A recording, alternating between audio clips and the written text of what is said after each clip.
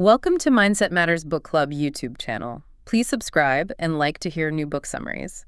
So imagine I told you that I could sit in a room with you and your partner and just watch you chat about some, I don't know, mundane disagreement for exactly 15 minutes. Right, just a normal, everyday argument. Yeah, exactly. And then after just 15 minutes, I tell you with 91% accuracy whether or not you will eventually get divorced. I mean, it sounds completely absurd, right? Like a cheap parlor trick. It totally does. It sounds like something a daytime TV psychic would claim to get ratings. But the crazy thing is, it is a peer-reviewed, mathematically proven reality. It really is. And, it shatters our romanticized notions of love, doesn't it?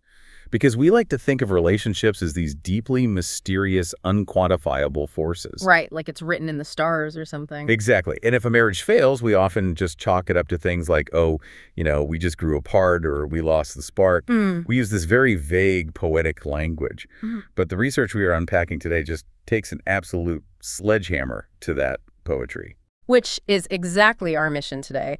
We are taking a deep dive into the book, The 7 Principles for Making Marriage Work by Dr. John Gottman and Nan Silver. Such a landmark book. It really is. And for you listening, I want to emphasize our objective here, right? We are entirely abandoning opinion-based relationship advice.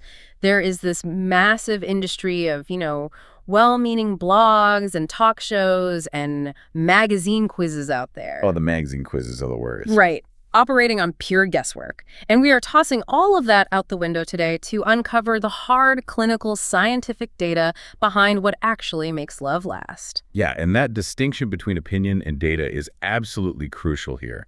Because before the research presented in this book, the therapeutic community they were essentially flying blind. What do you mean by flying blind? Like they didn't know what they were doing? Well, I mean, even highly trained clinical psychologists were largely relying on their own intuition or maybe their personal family histories or just whichever philosophical school of therapy they happened to subscribe to. So it's just guesswork, basically. Yeah, essentially treating a disease without knowing its biological markers. But this book changed the entire paradigm because it didn't just ask unhappy couples why they were unhappy. It actively measured their physiology in real time. I want to speak directly to you listening for a second, because whether you are single and trying to figure out what a healthy dynamic even looks like, or whether you are, fresh off your honeymoon. Or maybe decades into a marriage and feeling completely stuck in the mud. Exactly. This book is not a collection of abstract theories. It is a literal blueprint. But, to trust the blueprint, we first have to understand how anyone could possibly predict the collapse of a marriage in just 15 minutes. Right. We have to look at the methodology. Yeah, we need to go to the University of Washington, specifically a place affectionately known as the Seattle Love Lab. Can you kind of paint a picture of this place for us? Sure, yeah. So it's designed to look like a perfectly ordinary, somewhat cozy studio apartment. You have this beautiful picture window overlooking Montt Lake so couples can actually watch runners jogging by or geese waddling around the park. Sounds pretty nice, actually. It does. There's a fold-out sofa, a functional kitchen, a television, a dining table, all the normal stuff. And volunteers, like this newlywed couple mentioned in the book named Mark and Janice, they were invited to spend a weekend in this apartment. Okay, so just a weekend getaway. Basically, they were instructed to bring their own groceries, their laptops, reading materials, even their pets if they wanted. And they were told to simply act as naturally as possible. I mean, a free weekend getaway in a lakeside apartment sounds great on paper, except the reality of this lab is a bit more like a psychological surveillance state. Oh, absolutely. Okay. It is the ultimate observational environment. Yeah. Because they have these 3 high-definition video cameras bolted to the walls to capture every single micro-expression. Wow. Every micro-expression. Yeah. And high-fidelity microphones are clipped to their collars to catch every sigh, every little mutter or shift in tone. But the most intrusive part, by far, is the physiological monitoring. Right, the heart monitors. Exactly. Mark and Janice are wearing Holter monitors strapped securely around their chests. And these devices are continuously tracking their heart rates, their blood velocity, sweat output, respiration, everything. That is so wild. And all the while, a team of scientists is sitting behind a one-way mirror in the kitchen, just watching all this data stream in. Just visualize that for a second. Yeah. You're sitting on the couch watching a football game or maybe chatting with your mom on a Sunday afternoon, An entire team of researchers is charting exactly how much your palms are sweating when your partner asks you to pass the salt. It's intense. Yeah. But that level of microscopic observation is exactly what yielded that 91% prediction rate. Because they could see the invisible stuff. Right. The scientists realized they didn't even need to know what the couple was arguing about. The topic, whether it was money or in-laws or chores, was almost irrelevant. Wait, really? The topic didn't matter at all? No, not really. They were looking at how they argued. They were tracking the precise physiological and verbal patterns that constitute the anatomy of a breakup. Okay, to build on that, it's not just the University of Washington finding these biological markers. The book brings in an astonishing piece of research from Ohio State University, too. Oh, yes. The Kiekult-Glaser study. Yeah, psychologist Janice Kiekult-Glaser and her husband, immunologist Ron Glaser, took this physiological tracking even further. They didn't just measure sweat on a monitor. They literally drew blood from newlywed couples while they were actively having an argument. I mean, extracting blood during a marital spat is a very bold methodology. Seriously, hold still, honey. I'm mad at you, but they need a vial. Right. But it yielded some of the most undeniable data in the entire field of relationship psychology because they were specifically testing the blood for stress-related hormones. They measured adrenaline, and they also tracked a hormone called ACTH. Let's pause and define that, actually, because ACTH just sounds like a random alphabet soup. Adrenocorticotropic hormone. What is the actual function of that in the human body, and why would a marriage counselor care about it? Well, so ACTH is a hormone produced in the pituitary gland, right? And its primary job is to stimulate your adrenal glands to release cortisol, which is your body's main stress hormone. The fight or flight stuff. Exactly. When your brain perceives a severe threat, it pumps out ACTH, which then floods your system with cortisol, raising your blood sugar, suppressing your digestive and immune systems, and basically preparing your body for a life-or-death fight for survival. So drawing blood to measure ACTH and adrenaline means they are looking to see if your body interprets your spouse's complaints as a literal life-or-death predator attack. Precisely. Your body reacts like it's being chased by a tiger. Yeah. And the 10-year follow-up to that Ohio State study is honestly chilling. Chilling out. Because a decade later, the researchers checked back in. And the newlywed couples who eventually divorced or were highly distressed and trapped in unhappy marriages, they had secreted 34% higher levels of adrenaline during that initial argument a decade prior compared to the couples who stayed happily married. 34%, just from a normal fight. Yeah. And even more striking, the newlywed wives who later divorced had twice as high levels of ACTH in their blood. So the body knew the marriage was terminal before the mind even processed it. Exactly. The physiological alarm bells were ringing 10 full years before the divorce papers were actually signed. That is just mind-blowing, and that brings us directly to the core diagnostic tool of the book, which is the 6 predictors of divorce. These are the specific triggers that set off those biological alarms. Let's walk through them. Predictor number 1 is what they call the harsh startup. Yeah, and the data on this is incredibly consistent. The book notes that if a discussion begins with a harsh startup, meaning it opens with, sarcasm, accusation, or direct criticism, it will inevitably end on a negative note. You can't salvage it once it starts harsh. You really can't. Statistical analysis shows that 96% of the time, you can predict the outcome of a 15-minute conversation based entirely on the first 3 minutes. 96%. So if you start the conversation by pulling the pin on a grenade, you cannot act surprised when the room explodes. Perfectly said. But the harsh startup is usually just the entry point for the second predictor, which is the really big one. The book calls them the 4 Horsemen of the Apocalypse. These are 4 highly specific, deeply toxic communication styles. And they typically enter a relationship in a very specific sequence, too. They are criticism, contempt, defensiveness, and stonewalling. And we really need to differentiate these carefully because people often confuse them in daily life. Let me throw out an analogy to try and ground this, because these terms can feel a bit, clinical. Instead of looking at this as a behavioral issue, let's look at it like an autoimmune disease attacking a healthy body, or even a software failure. I like the software failure analogy. Right. Let's use the software one. So the first horseman, criticism, is like introducing a bug into the code. Now, complaining is healthy. That's just a user report saying, hey, the kitchen is messy. I'm frustrated you didn't clean it. That's normal. Right. A complaint targets a specific action. Exactly. But criticism, the horseman, attacks the host's fundamental makeup. It's saying you never clean the kitchen because you are fundamentally selfish and lazy. It's a bug that attacks the core operating system. That tracks perfectly because that systemic attack, the criticism, inevitably triggers the second horseman, which is contempt. If criticism is a bug, contempt is the virus actively crashing the hard drive. The worst of the four. By far. It's the most poisonous of the four horsemen. Contempt encompasses things like name-calling, eye-rolling, sneering, mockery, hostile humor, and the active communication of absolute disgust. Disgust is the key word there, because when you express contempt, you aren't just pointing out a flaw anymore, right? You are placing yourself on a superior moral plane. You are literally looking down on your partner as if they are something foul on the bottom of your shoe. Yes, and when someone feels that level of disgust directed at them, they immediately resort to the third horseman, which is defensiveness. Which is what, like a failed reboot of the system? Exactly. Defensiveness is the relationship's inflammatory response. When you are under attack, you swell up to protect the injury. But in communication, defensiveness is essentially just a way of blaming your partner. You are saying, the problem isn't me, it's you. It is playing the role of the innocent victim to deflect the contempt. Which, spoiler alert, never works. If your partner says you are so irresponsible with money and you get defensive and say, well, I wouldn't have to spend so much if you actually helped out around the house, you haven't solved the money issue at all. No, you've just thrown gasoline on the fire. Exactly.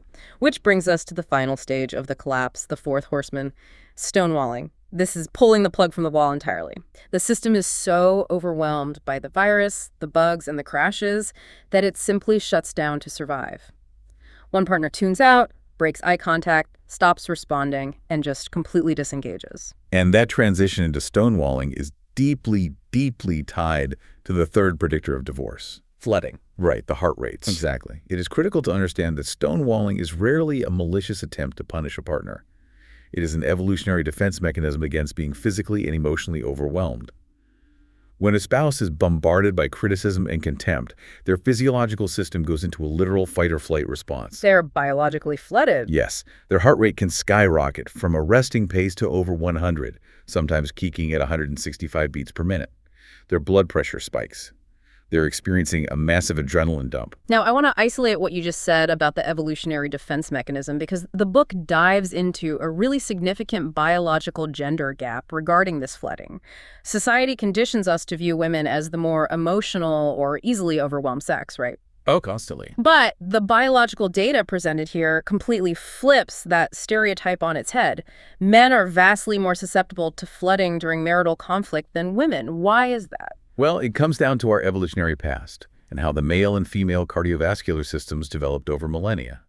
In early human history, males were primarily the ones engaged in the kind of physical confrontation, whether hunting large game or defending against rival groups, that required extreme, sudden vigilance. So their alarms are sensitive. Highly sensitive. The male autonomic nervous system is wired to react incredibly fast to a perceived threat, and crucially, it takes much, much longer for a male's body to calm down after that stressful event. Biologically speaking, remaining in a state of high physiological arousal kept them alive in a hostile environment.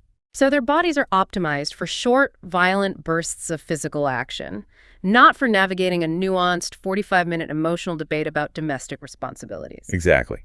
The female biological response evolved very differently. While females certainly experience fight or flight, their evolutionary imperatives involved protecting and soothing offspring during a crisis, which actually required a much faster physiological recovery time. They had to calm down quickly to take care of the kids. Right. Consequently, in a modern marital argument, when the four horsemen show up, the man's cardiovascular system spikes much faster and stays elevated way longer. He feels physically distressed, he can't breathe right, his chest is tight, he feels trapped. To lower his skyrocketing heart rate and escape the physiological torment, he attempts to avoid the confrontation entirely. So he stonewalls. Wow. So he's not ignoring his spouse because he doesn't care. His brain chemistry is literally screaming, danger, evacuate. And because his body is in overdrive, that brings us to the fourth predictor, body language. The scientists can literally watch the blood pressure monitor and predict the exact moment the conversation will become entirely useless. Which seamlessly causes the fifth predictor, failed repair attempts. What exactly is a repair attempt in this context? Think of a repair attempt as the relationship's emergency brake. It's any statement or action designed to de-escalate the negativity. It could be saying, I'm sorry, or making a silly face, or simply saying, hey, let's take a quick breather. Okay, but why do they fail? Because when a partner is biologically flooded, when their heart is hammering at 130 beats per minute, they are physiologically incapable of processing new information. They literally cannot hear the white flag being waved. The repair attempt fails, and the spiral just continues. And that spiral eventually calcifies into the sixth and final predictor: bad memories. This one is genuinely tragic to me. When the negativity becomes a permanent fixture, couples actually begin to rewrite their own history. Yeah, the retroactive rewriting is so sad to observe. The book explains how researchers ask couples about their early dating life or maybe their wedding day. Happy couples remember the chaos fondly, right? They laugh about how the caterer forgot the cake or how it rained on the ceremony. But couples deeply infected by the Four Horsemen will look back at the exact same events and only highlight the negative. They filter out all the joy. Exactly. They fundamentally rewrite the entire narrative of their relationship as a tragedy. The joy is retroactively erased. It's heartbreaking. It really is. And when you lay out all 6 predictors, from the harsh startup to the rewriting of history, it paints a rather bleak landscape.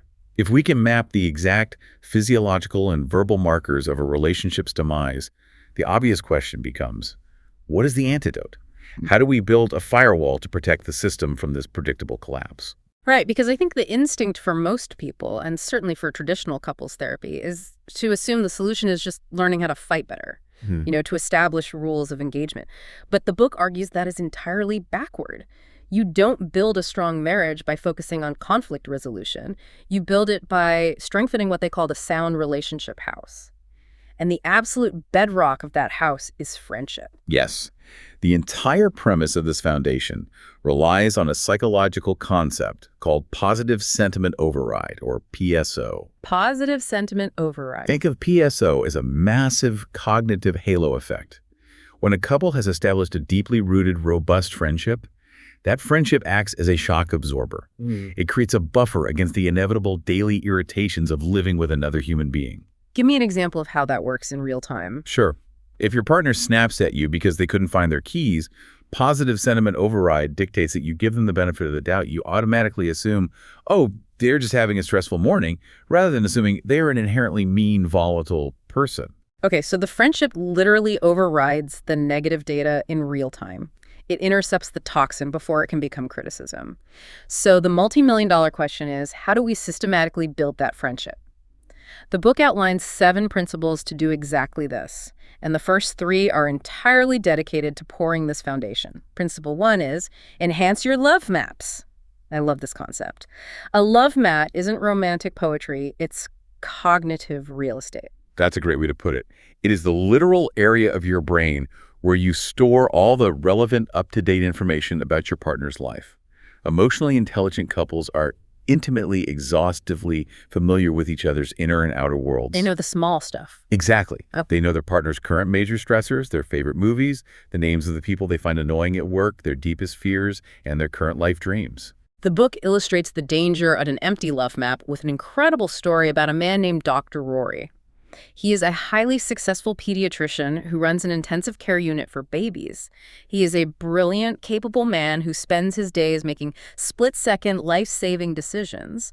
But when he goes home, his love map is a barren wasteland. Totally empty. He is so utterly detached from the daily reality of his family that he literally did not know the name of the family dog. He didn't even know where the back door to his own house was located. Dr. Rory is a stark, extreme example of someone who has made absolutely no cognitive room for his marriage. He might physically present in the house, but psychologically he is completely checked out. Yeah. And the research demonstrates just how lethal an outdated or empty love map can be, particularly when a couple hits a major life transition. Like having a baby, for instance. Precisely. The book cites a startling study of newlywed couples making the transition to parenthood. 67% of those couples suffer a precipitous, severe drop in marital satisfaction after the birth of their first baby. Wait, 67%. Think about that, you listening. You go from being 2 independent adults to suddenly managing a screaming, helpless third variable. Your entire world is upended by sleep deprivation, shifting hormones, and financial stress. Your identity radically shifts from partner to parent. It's a massive upheaval. And if your spouse is still operating off a love map of who you were 2 years ago, Before the trauma and transformation of birth, they are using an obsolete map to navigate a brand new territory. It's a guaranteed crash. But the data also focuses on the remaining 33%. What distinguished the couples who didn't just survive the transition to parenthood, but actually experienced an increase in marital satisfaction? They updated their maps. Exactly. The defining factor was that the thriving couples had deeply detailed, constantly updated love maps. They didn't lose sight of each other in the chaos of diapers and midnight feedings because they were constantly checking in, mapping each other's new fears, new exhaustions, and new hopes. They intentionally kept the cognitive real estate occupied. Which naturally requires a certain level of respect, leading directly into principle 2. Nurture your fondness and admiration. If you have an updated love map, you need to view that map through a lens of appreciation. This is the ultimate, scientifically proven antidote to contempt. It really is. If you actively maintain a baseline of respect and admiration for your spouse, it is physiologically very difficult to suddenly treat them with disgust when you disagree about the electric bill. And the clinical observations backing this up are just fascinating.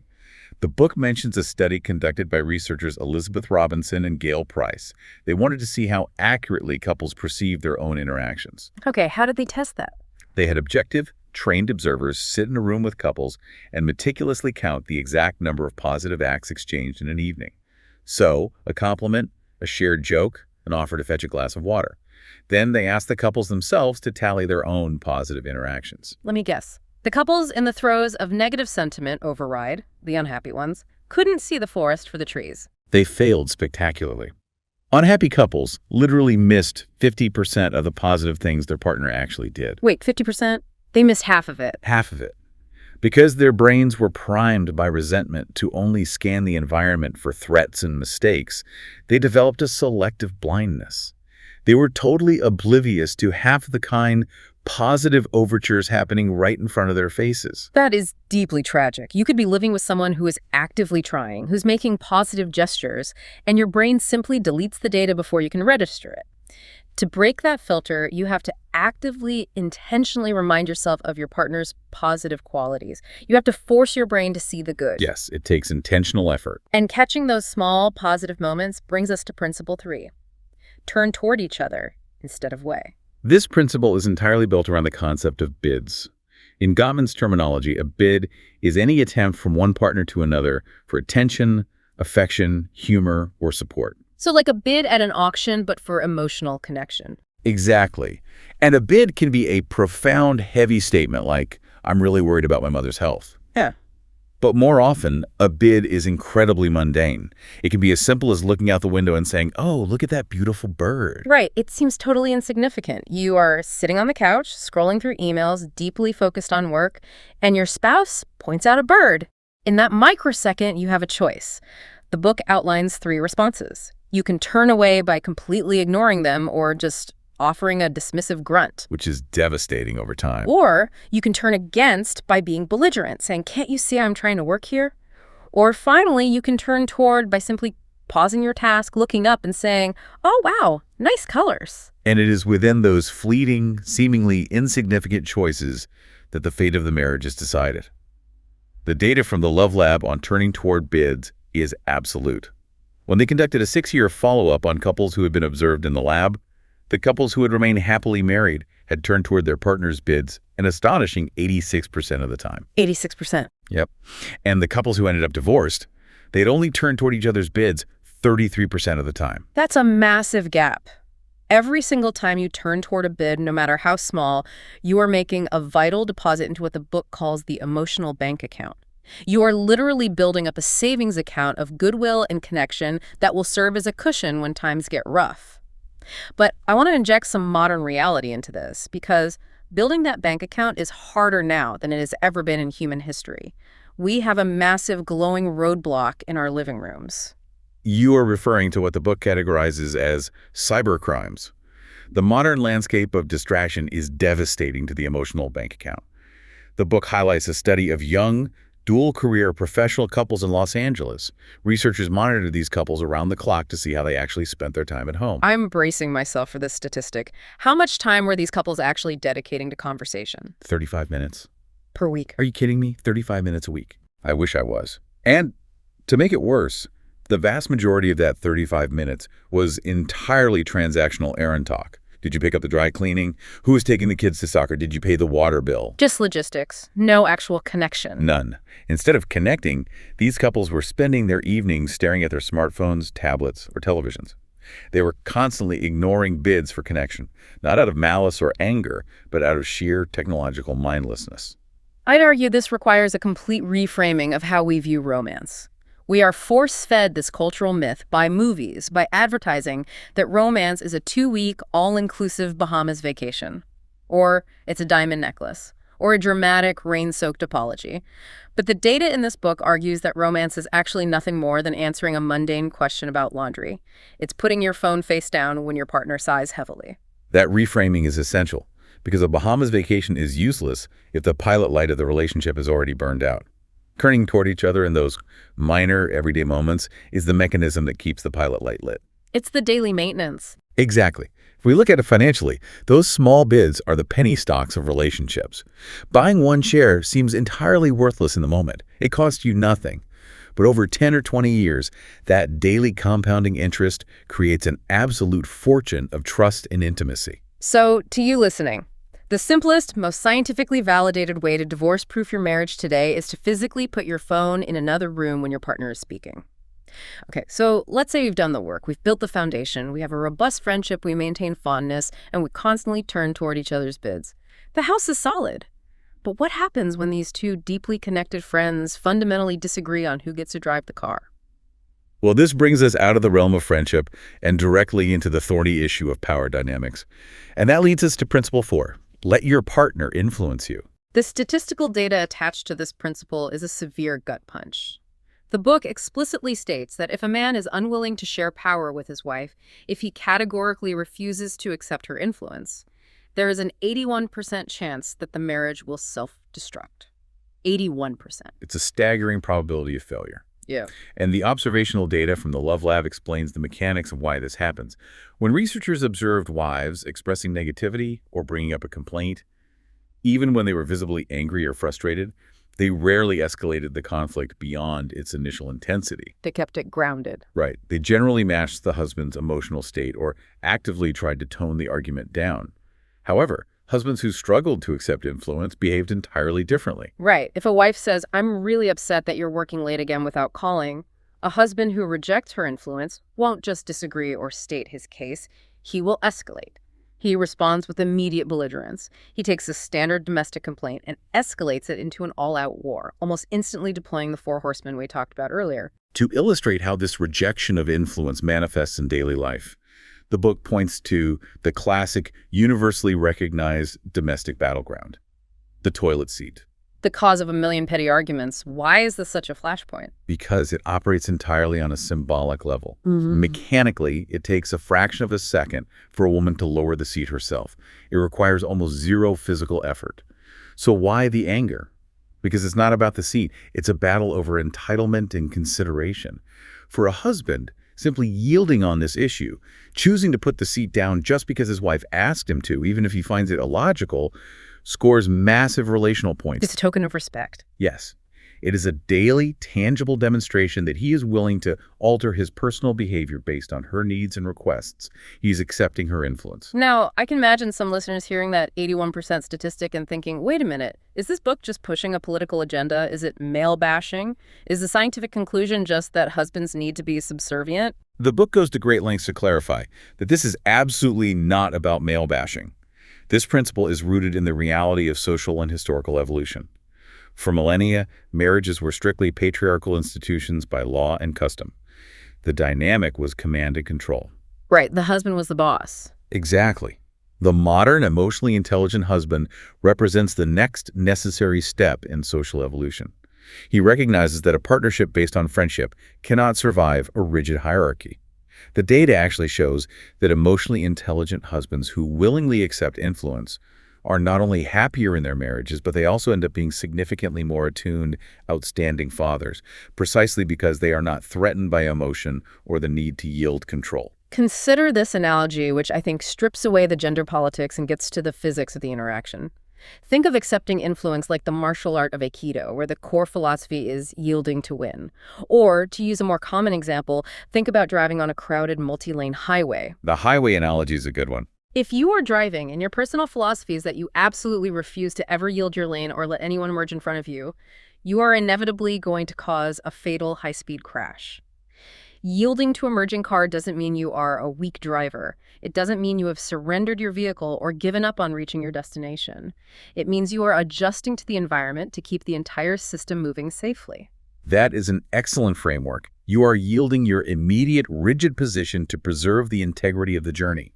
You are prioritizing the relationship over the need to be right. Okay, so let's check our progress. We built the friendship, we are turning toward bids, and we have learned to yield and share power. The foundation is rock solid, and our egos are in check. Logically, that means we are now equipped to sit down and solve all of our terrible marital arguments, right? We have the tools to achieve total harmony. This is where Dr. Gottman drops the biggest plot twist in modern relationship psychology. The answer is no, you don't solve them. Wait, what do you mean we don't solve them? We did all the work. This brings us to perhaps the most shocking statistic in the entire book. Extensive research shows that 69% of marital conflicts are perpetual. They are completely unsolvable. They will never, ever be resolved, no matter how much therapy you attend or how emotionally intelligent you become. I really need to emphasize this for you listening because it shatters everything we are taught about relationships. 69% of the fights you have are essentially permanent fixtures of your marriage. We are deeply culturally conditioned to believe that every fight must have a resolution, that compromise is always possible, and that true marital bliss means achieving a state of zero conflict. What kind of problems are we talking about that fall into the 69% category? Perpetual problems stem from fundamental, hardwired differences in personality, lifestyle needs, or core values. The book provides several relatable examples. Take differences in orderliness. There's a couple profiled in the book, Carmen and Bill. Oh, I remember them. Carmen operates with the exacting discipline of a military drill sergeant. She needs her environment to be pristine to feel calm. Bill is a classic absent-minded professor type.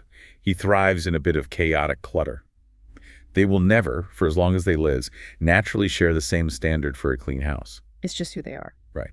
Other perpetual problems include differing social batteries, where one partner is a deep introvert who needs weekend isolation to recharge, and the other is an extrovert who feels depressed if they aren't hosting dinner parties. Or it could be chronic structural disputes about how to navigate overbearing in-laws. If the underlying personality traits are fixed, then the conflict is fixed. So if 69% of our problems are permanent, what is the objective of being married? Are we just signing up to suffer the exact same argument on a loop for 50 years? The objective drastically shifts. The goal of marriage is not to solve these problems. The goal is to successfully manage them. The book uses a brilliant medical comparison. Think of a perpetual problem like a chronic physical ailment, such as a trick knee, a bad back, or an allergy. You don't cure an allergy. Exactly. You don't cure a trick knee, but you also don't let it ruin your life. You learn how to walk with a slight adjustment, you avoid straining it, you apply ice when it flares up, and you manage the pain with good humor so you can keep living your life. That reframing completely invalidates decades of traditional couple therapy. Because if 69% of problems are fundamentally unsolvable, what on earth are therapists doing when they tell screaming couples to sit down, face each other, and use active listening to resolve their grievances? This is where the Seattle Love Lab data actively rebels against mainstream therapeutic practices. Standard techniques like Carl Rogers' active listening, which requires you to mirror your partner, repeat back what they said to prove you heard it, validate their feelings, and strictly use I statements, actually fail in the vast majority of marriages. But active listening sounds so mature and healthy. Why does it fail? It fails because unhappy, angry spouses are not objective, emotionally detached therapists. The book cites a major Munich-based study conducted by researcher Kurt Hollweg. He found that even after couples were meticulously trained in active listening techniques, the typical couple remained highly distressed. So the training didn't help at all. Even the few who showed initial improvement relapsed within a year. The core issue is that expecting a flooded, furious spouse to perform what Gottman calls Olympic-level emotional gymnastics, asking them to calmly validate the perspective of the very person they are currently furious with, contradicts human biology. It demands an impossible level of emotional regulation. Interestingly, the data shows that even happily married couples rarely use active listening when they fight. Wait, really? Happy couples don't active listen? No, they yell, they get frustrated, they bicker, but they have an underlying baseline of affection and PSO that gets them through the storm without needing to play therapist. That is incredibly validating to hear. You don't have to be a Zen master to have a good marriage. You just have to have a strong friendship beneath the yelling. But for the listener sitting at home analyzing their last big blowout, how can they accurately diagnose whether they are dealing with a permanent trickney or something that can actually be fixed? How do you distinguish between a perpetual problem and a solvable one? A solvable problem is usually highly situational.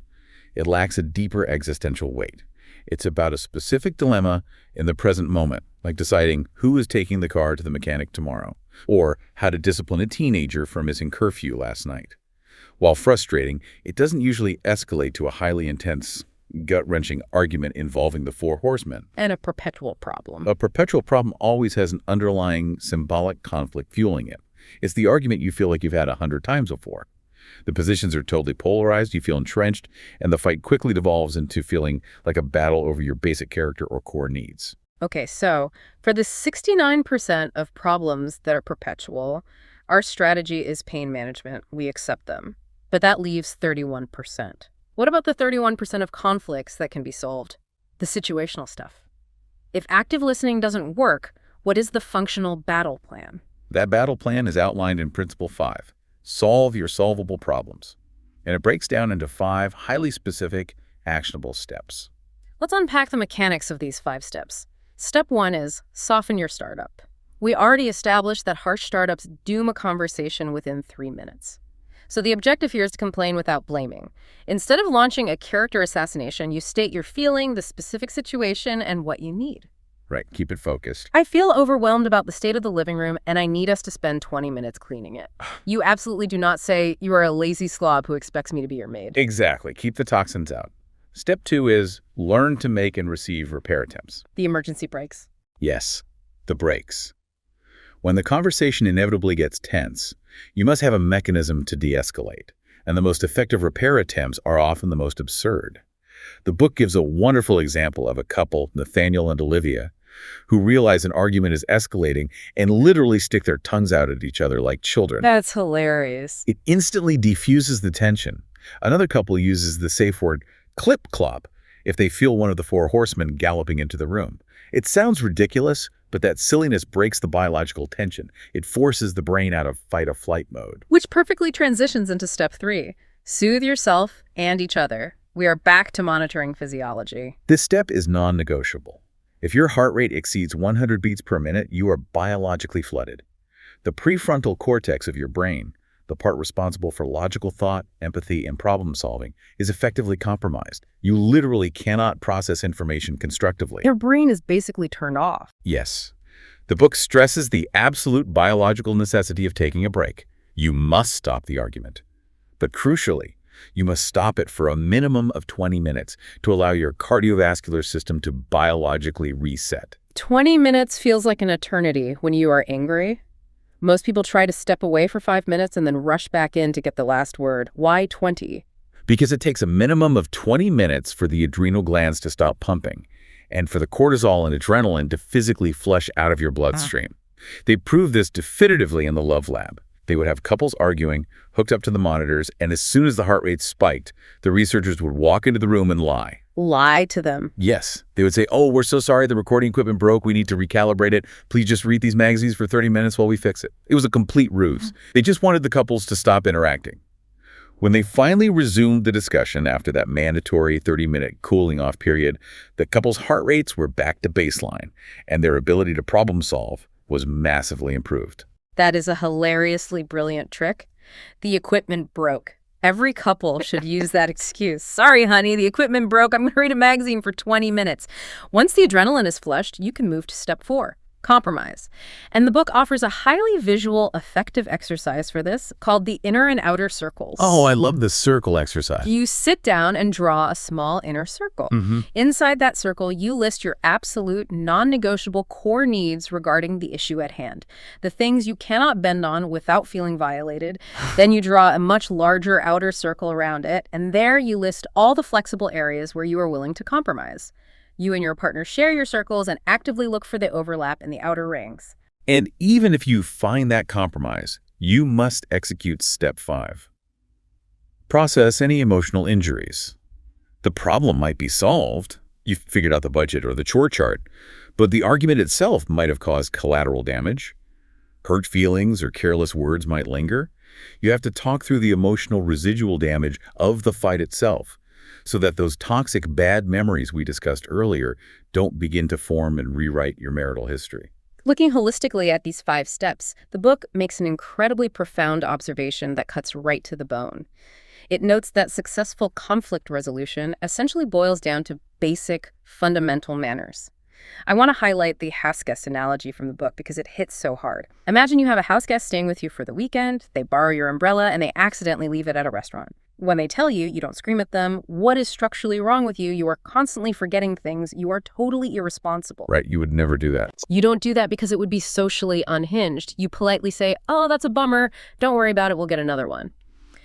The profound question the book asks is, why do we treat our spouses, the human beings we have pledged our lives and our love to, with less basic courtesy, grace, and manners than a near stranger staying in our guest room? It is a deeply sobering realization.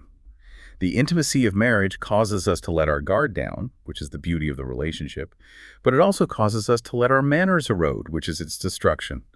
We save our best, most polite behavior for strangers, and we dump our worst, most volatile behavior on the people holding our love maps. Okay, so utilizing soft startups, tracking our heart rates, taking 20-minute breaks, and using basic manners, this is all a fantastic framework for solving the 31% of solvable problems. But what happens when you collide with a brick wall on one of the 69% perpetual problems? What happens when it's not just a minor trick knee anymore, but the problem has become totally calcified and it is actively crippling the entire relationship? When a perpetual problem escalates to the point where it becomes highly polarized, when every time you talk about it, you feel completely unloved and it drains all the humor, affection, and joy from the room, you have entered a state the book calls gridlock. Overcoming this state is the focus of Principle 6. Gridlock is the most painful place a relationship can be.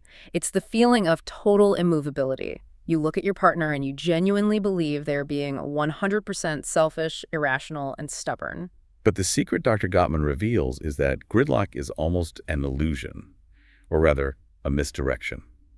Gridlock is almost never about the actual practical topic you are fighting about. Gridlock is a flashing warning light indicating that there are unfulfilled, deeply hidden life dreams fueling the conflict.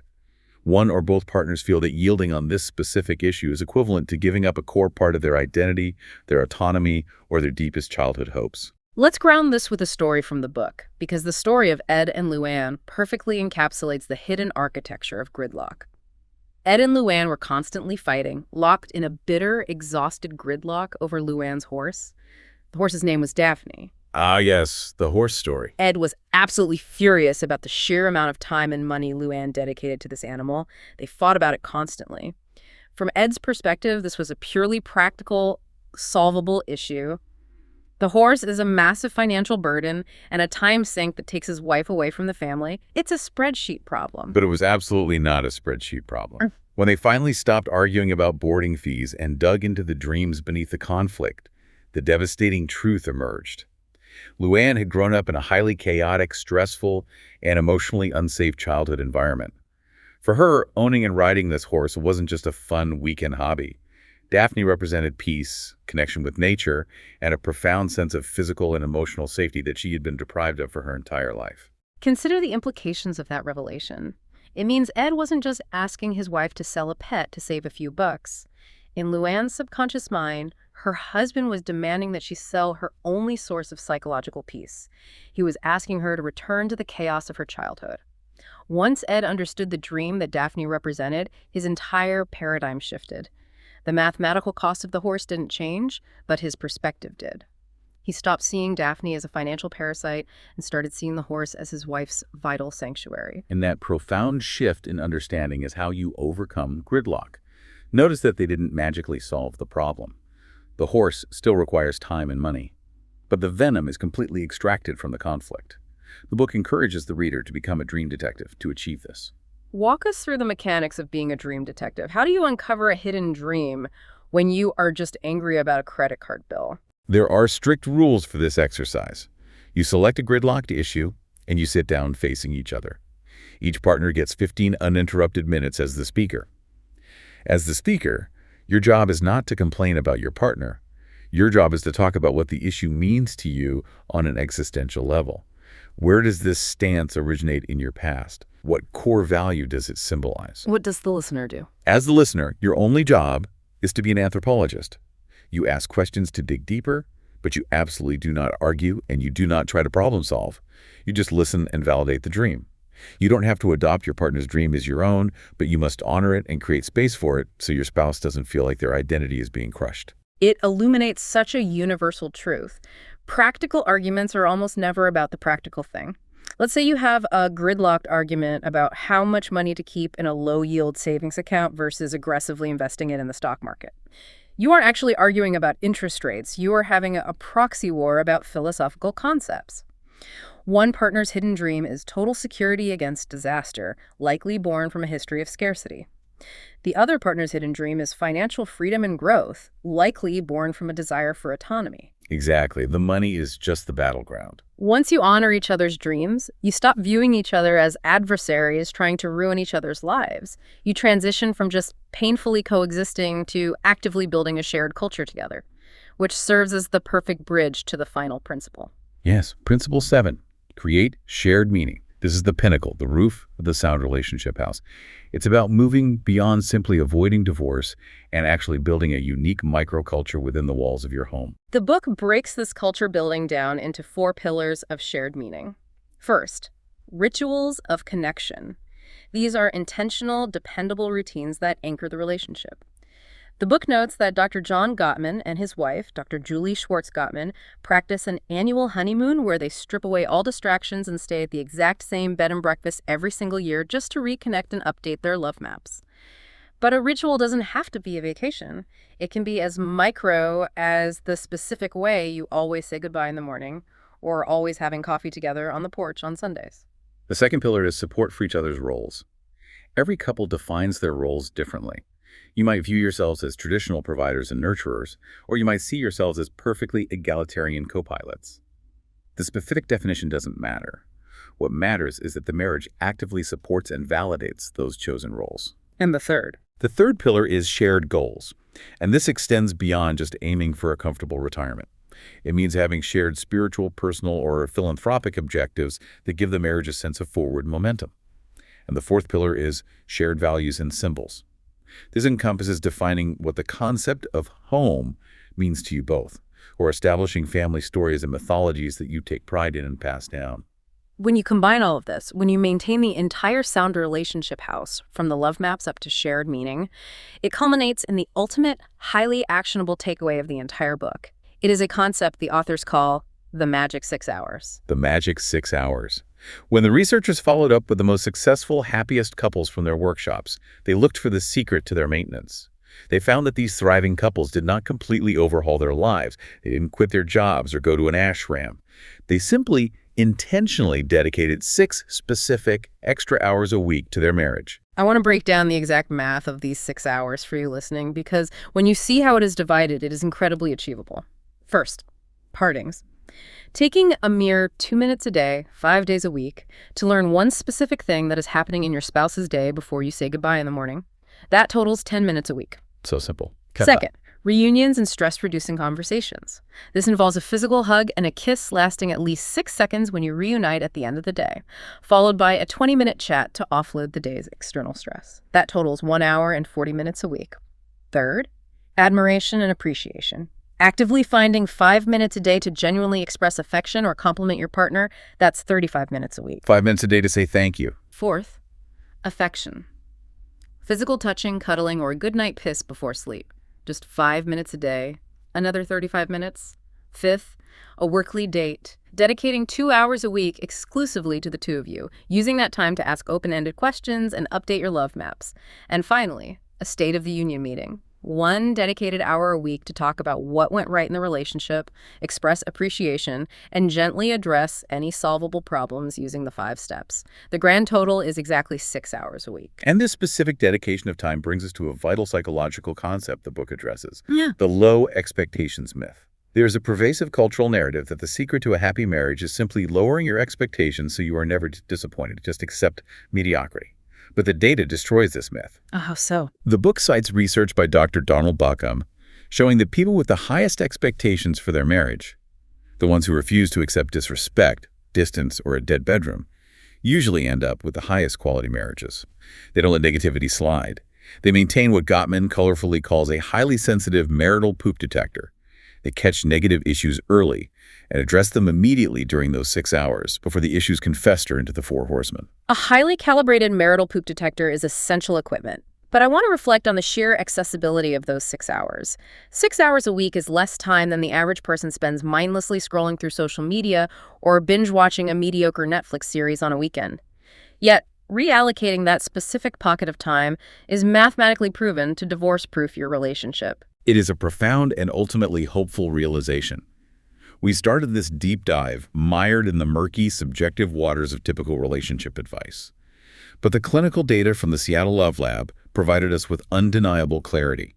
We journeyed from the frightening reality of a 91% prediction rate for divorce based on physiological flooding and the four horsemen, all the way to a concrete, actionable blueprint for success. Exactly. We laid out the blueprint for the sound relationship house. We explored how to build a buffer of positive sentiment override by enhancing our love maps, deliberately nurturing fondness, and choosing to turn toward our partner's bids for connection. Then we tackled the heavy lifting. The necessity of accepting influence, the revelation of managing the 69% of conflicts that are perpetual, and the 5-step framework for solving the solvable ones. We learned how to become dream detectives to unlock the hidden trauma beneath gridlock, and finally, we built a shared culture cemented by the daily habits of the magic 6 hours. The overarching achievement of this book is that it strips away the intimidating mystery of why marriages succeed or fail. It replaces anxiety and guesswork with actionable, daily, scientifically validated habits. It absolutely delivers on its promise. So, as we bring this deep dive to a close, I want to leave you, the listener, with a final provocative thought to mull over. We have spent this entire episode analyzing the architecture of romantic marriage, but I want you to think critically about the core concept of the perpetual problem. If the ultimate reality of marriage is essentially about finding a specific human being whose specific set of unsolvable problems you are willing to tolerate and manage for 50 years, what if we applied that exact same lens to all of our relationships? What if we viewed our deep friendships, our complicated family dynamics, and even our business partnerships through the framework of choosing our preferred gridlocks? Instead of endlessly throwing people away, cycling through friends, or quitting jobs in a futile search for a flawless, conflict-free harmony that simply does not exist on this earth, what if we actively embrace the friction? What if we recognize that choosing any partner in business, in friendship, or in life is simply choosing a specific set of problems that will ultimately force us to grow? That perspective entirely changes the paradigm of how we connect with humanity. It replaces the search for perfection with the acceptance of reality. Because when it comes to the vast, complicated web of human connection, the diagnostic tools might often feel broken and the emotional waters will always be muddy. But as the hard data from the Love Lab definitively shows, if you understand the underlying science and if you know how to build a resilient ship, you can navigate those waters together. Thank you for joining us on this deep dive into the 7 principles for making marriage work. We'll see you next time.